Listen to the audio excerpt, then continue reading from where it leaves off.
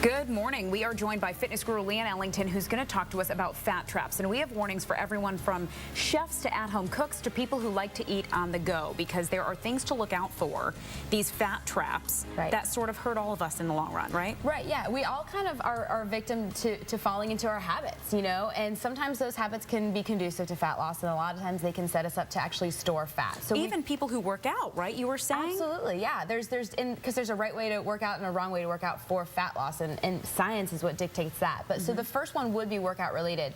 The biggest fat trap is just allowing your body to lose muscle.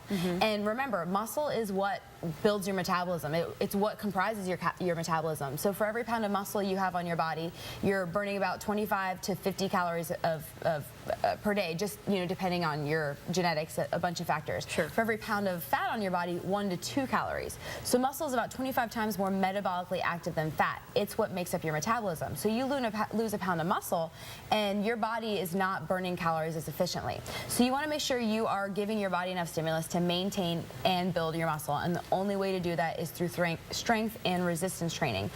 So basically, if you're not doing that, you're inevitably going to lose muscle, and that is one of the biggest fat traps to begin with. All right, okay, that's a good tip there.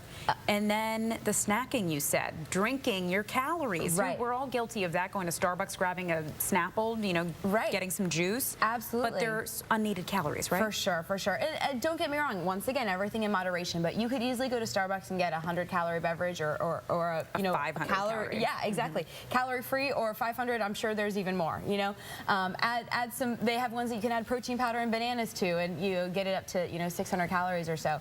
So that's a big trap. Juices, even just, running into 7-Eleven, grabbing a Snapple or a regular soda, that kind of thing, those add up very quickly. So that's one of the biggest, the easiest things to eliminate, in my opinion, and one of the biggest fat traps that we fall into. Okay, what else? Relying on restaurants solely. I love eating out. I love food. So the experience, just the convenience, the ability to just kind of relax at a restaurant.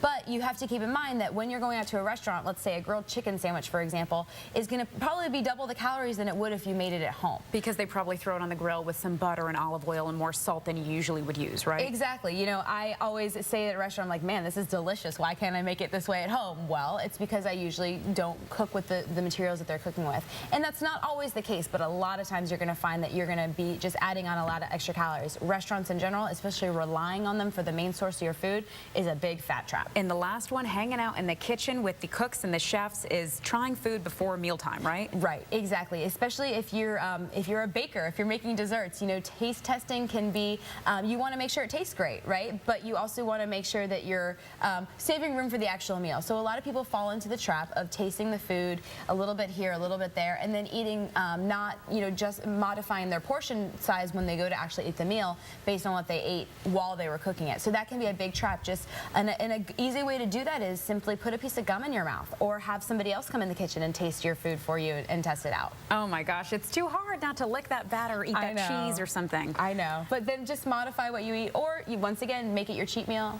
or there's endless arrays of options. All right, sounds good. Leanne Ellington, thank you so much. And her workouts are always on our website, clickorlando.com. And now let's get a check of the weather with Julie Braun.